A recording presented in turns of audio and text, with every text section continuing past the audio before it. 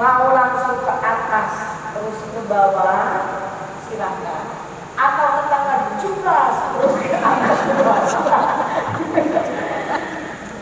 Paham Ibu? Ya. Yang penting batasannya 1, 2, 3, 4. Masalah kalau kita praktek wudhu yang saya ajarkan tadi. Banyak orang yang asal basah, terus lalu pelajar wudhu sebentar, itu nggak netes, nggak sah. Nggak sah. Harus ada yang netes. Perhatikan itu di situnya. Ghuslun, ya. Ghuslun itu ngebasuh. Yang namanya ngebasuh berarti airnya harus banyak. Takaran banyak kalau pakai air aqua itu harus ada yang netes. Paham sampai sini? Yang kedua, ghuslul yadaini ma'al mirfaqaini. Yang kedua adalah membasuh tangan sampai siku. Membasuh tangan sampai siku. Cara ngebasuhnya jangan dibalik. Kan sampai, berarti sampai itu begini, bukan begini.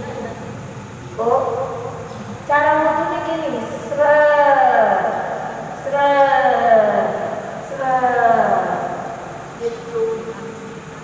Ada dibalik. Kenapa tidak boleh dibalik? Karena air yang dari atas nanti jatuhnya bersarangnya di kuku, dan ini nanti jadi sarang bakteri. Luar biasa kan kita itu dokter bukan, ya kan? Tapi wudhu itu diajarkan sama Nabi, ya, tangan sampai, bukan siku sampai tangan, tapi tangan sampai siku. Jadi netesnya di sini, basah Ustazah. Kalau kayak gini kan itu kalau praktekin itu basah itu. Ibu pernah praktek ya? Jangan-jangan selama ini wudhunya? Iya.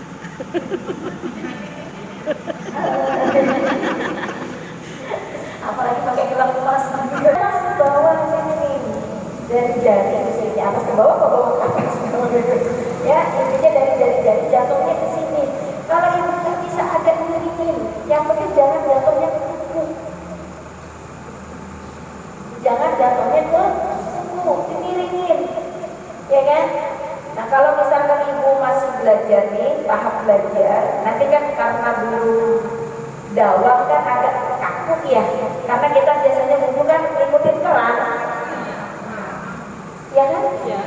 Jujur lembaga? Iya. Ikutin keran. Nah itu ibu paham, kalau berdasarkan ayat Quran sama fikih itu kurang tepat posisinya.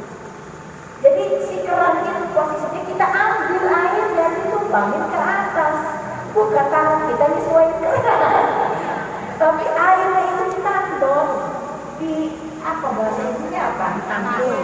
Ditampung, terus ditumpahin, tumpahin, ambil tumpahin. Dan kita kan enaknya aja, seret.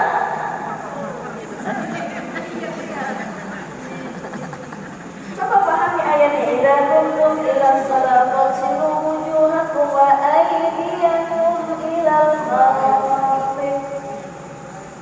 Ini secara medis itu tadi. Kenapa kita nggak boleh dibalik? Karena secara medis bakteri kumpul di kuku kemakan sama kita. Nanti kalau kukunya pendek, anak muda kukunya panjang, di atas black putek, di bawah black daun. Anak sekarang, saya punya santri kukunya panjang, anak-anak gadis, potong kukunya iya nih. Sekarang ya, besok ya, iya umi. Paham ya Bu ya? Yang ketiga, yang pertama nih, ya. Yang kedua ghuslul wajib. Yang ketiga ghuslul yadaini ma'al mirfaqaini. Yang keempat, nah ini beda bahasanya di situ, mashu. Yang lainnya ghuslu kan, yang ini mashu syai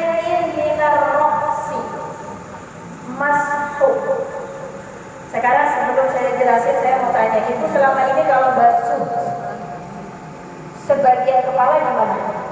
Terus? Usapin ke atas. Ini aja. Masku. Benar gak di situ tulisannya masku? Masku. Ayat Qur'annya juga sama. Ya?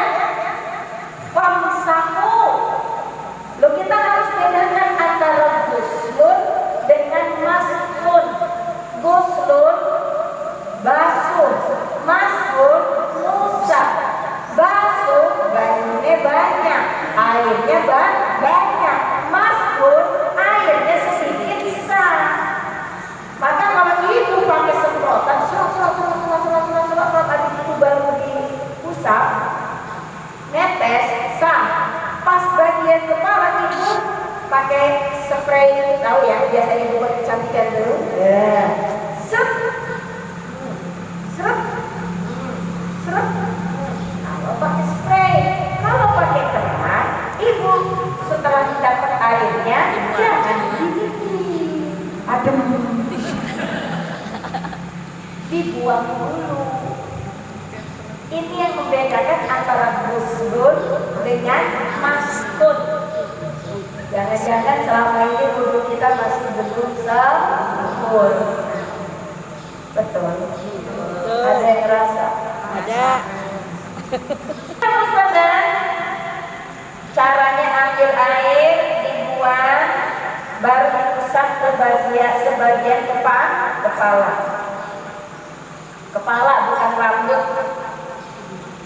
Kepala bukan rambut. Sekali lagi saya ingatkan, kepala. Kenapa sih Ustazah cerewet banget? Karena ibu-ibu kalau jalan-jalan wudunya dia kan. Ciputnya harus dibuka, yang ditarik rambutnya bu. Udah, sah Ibu. Kalau wudunya nggak sah, sholatnya nggak sah. Kalau wudunya nggak benar, sholatnya nggak khusyuk. Itu maksudnya. Ya. Perhatikan anak-anak Ibu yang laki-laki. Yang laki-laki perhatiin. Jambul. Yang diusap jambul. Yang diusap kepala. Batasnya mana Ustazah? Oke, saya terangkan tiga-tiganya supaya Ibu aja arwan. Seperti arwan. Jangan ngomongin orang di belakang. Karena yang dimaksud dengan masbu itu ada tiga. Yang pertama, at-tabu'id ma'at tahdid. Apa yang pertama? At-tabu'id ma'at tahdid. Mengusap sebagian kepala dengan batasan. Mana batasannya? Setitik, orang pakai setitik, sedikit tidak apa-apa, ubur-ubur misalkan, atau sedikit ada di depan ini, tapi bukan rambut ya, kepala. Kalau rambut, Allah maha adil. Kalau rambut, aslinya botak. Ya habis kemoterapi kan botak kan? Gimana wudhunya? Gak ada rambutnya. Maka yang dibasuh kepala. At-tabu'id ma'at tahdid. Ada batasannya. Yang kedua, at-tabu'id min dunit tahdid. Batasannya pertama ubur-ubur. Batasannya yang kedua min dunit tahdid. Itu tanpa batasan. Artinya Ibu sampai sini nih. Panas Ustazah. 1, 2, 3, udah. Sampai ke sini boleh. Jadi itu mau wudhu mau sampai ke atas. Udah, jangan ngomong aja. Ya kan? Ada itu ada caranya. Yang ketiga, al-istighraq. Apa itu al-istighraq? Saya praktekin. Ibu ambil air, ya kan? Setelah diambil, Ibu usapkan sampai ke belakang, nyambung ke telinga. Pernah Ibu melihat kayak gitu? Pernah, saya pakai. Ambil, buang, dari depan ke belakang sampai nyambung ke telinga. Oh, itu ada caranya? Ada. Jadi kalau ada orang melihat orang wudu, dia komentar melulu, berarti orang najis. Ya, karena 3 tiga-tiganya itu boleh. Jadi yang disebut dengan membasuh, mengusap sebagian kepala itu caranya tiga. At-tab'id ma'at tahdid, at-tab'id min dunit tahdid, yang ketiga al-istighraq. Jadi ibu mau pakai yang mana? Kalau lagi jalan-jalan ma'at tahdid ustazah sedikit aja. Kalau lagi migrain semua ustazah. Ya kan? Kalau lagi kita di hutan pupuk saja. Masya Allah. Jadi ibu yang dirahmati Allah, kadang-kadang banyak orang wudhu di bagian mengusap. Ingat, mengusap sebagian kepala. Jadi hanya diusap, nggak usah di. Karena hukumnya sunnah. Maka disebut dengan al-istighraq tadi, keseluruhan, seluruh kepala sampai ke telinga, gitu ya Bu ya. Dan kita mah tergantung situasi. Apalagi kalau dikocorin ke keran, pusing. Memang kayak gitu nggak boleh ustazah, itu salah sih cara Teo.